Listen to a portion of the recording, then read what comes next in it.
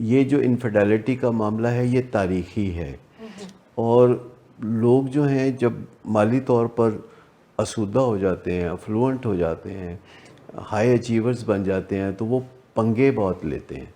کیونکہ ان کا خیال ہوتا ہے کہ وہ کوئی کام کریں گے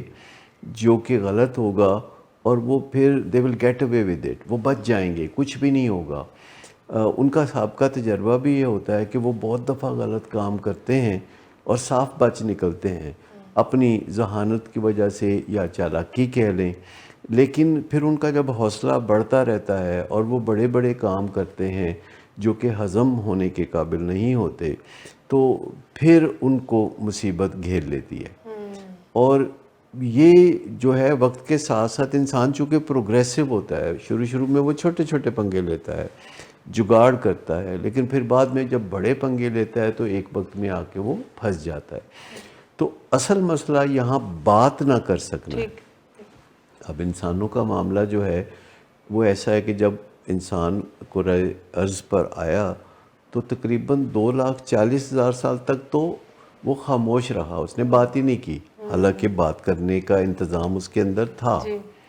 لیکن پھر پچھلے کوئی 10,000 سال سے انسان نے بات چیت کرنا شروع کی، پر ابھی انسان بات چیت کرنے کے بڑے ابتدائی مراحل میں ہے۔ ہم روزمرہ بات چیت، ضرورت کی بات چیت کر لیتے ہیں، کسی سے کچھ تقاضا کرنا ہو تو وہ بھی کر لیتے ہیں، عمومی معاملات میں ہمیں بات چیت میں کوئی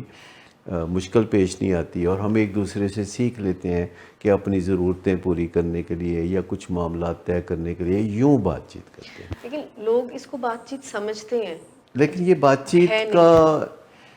وہ انداز نہیں ہے جس کی ضرورت ہمیں اس وقت پڑتی ہے گھر میں جب علتوں کا دورہ ہوتا ہے۔ یعنی آپ سمجھیں کہ بچے سے یہ بات کرنا کہ بیٹا پڑھائی کی طرف دھیان دو، اچھا بیٹا رات کو جلدی گھر آیا کرو، یا ایسی رسمی سی باتیں ہم دیکھتے ہیں کہ والدین بچوں سے کرتے ہیں، اور بچے ہلا بلا کر کے ان کو ٹال دیتے ہیں۔ تو ہم جب پرورش پا رہے ہوتے ہیں تو ہم اپنے والدین سے یہ چھوٹی موٹی سکل سیکھتے ہیں کہ اولاد سے کیسے بات کرتے ہیں، لیکن کہیں بھی کسی فیملی میں کسی طرح سے بھی اس بات کا امکان نہیں ہوتا کہ اگر کوئی نشہ کر رہا ہے اور نشے کی بیماری میں مبتلا ہو گیا ہے، اور آخر کار کئی سال بعد بم پھٹا ہے اور پتہ چل گیا ہے کہ نشے کی بیماری کا معاملہ ہے اور زندگی تباہی کی طرف جا رہی ہے، تو ایسے موضوع پہ بات کرنا بڑا مشکل ہوتا ہے۔ ایسے موضوعات پہ بات کیسے کی جا سکتی ہے؟ بات کرنے کے لیے ہمیں سیکھنا پڑے گا۔ اگر ہم یہ فرض کر رہے ہیں کہ ایسے موضوع پہ ہمیں بات کرنا آتا ہے، جیسے کہ انفیڈیلٹی کا معاملہ ہے، کسی افیئر کا معاملہ ہے، اور بیوی خامد سے بات کرنا چاہتی ہے، تو وہ اپنے آپ کو تہی دامن پاتی ہے۔ تو ایسے موضوعات پہ پہلے سے کسی نے بات چیت نہیں سیکھ رکھی ہوتی، ایسے موضوع پہ بات چیت کرنا سیکھنا پڑتا ہے کہ آپ بات چیت کا آغاز کیسے کریں، لب و لہجہ کیسے رکھیں، الفاظ کا چناؤ کیا کریں، باڈی لینگویج کو کیسے سنبھالیں، اور سب سے بڑی بات یہ ہے کہ اپنے جذبات پہ کیسے قابو پائیں۔ تو پہلا تو نقطہ یہ ہے کہ جسے ورکنگ آن می فرسٹ کہتے ہیں، کہ پہلے اپنی ذات پہ ہی کام کرنا ہوتا ہے۔ لیکن سر موضوع ہی جذبات آؤٹ آف کنٹرول نہیں ہوئے ہوئے، یعنی یہ جو انفیڈیلٹی کا خاص کر کے جو معاملہ ہوتا ہے، اس میں تو جذبات تو پہلے ہی آؤٹ آف کنٹرول اس بندے کے ہوں گے، تو وہ بات میں کیسے اپنے جذبات کو کنٹرول کر نیچرلی سکتے ہیں؟ ابتدا میں تو جذبات بہت ہی بھڑکے ہوں گے، جی بالکل، اور یہ بات کرنے کا موقع نہیں ہوگا۔ جیسے جب کوئی نشے میں دھت ہمارے سامنے بیٹھا ہوتا ہے تو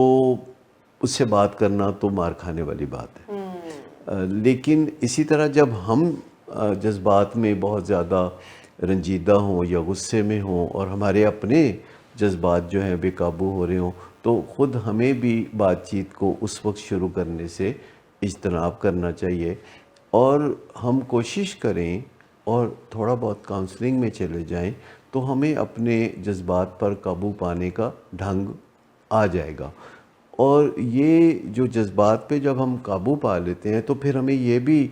سوچنا ہوگا کہ جو عمومی رد عمل ہوتا ہے، جیسے انفیڈیلٹی کا معاملہ انہوں نے بتایا، تو عمومی رد عمل خواتین کا کیا ہوتا ہے۔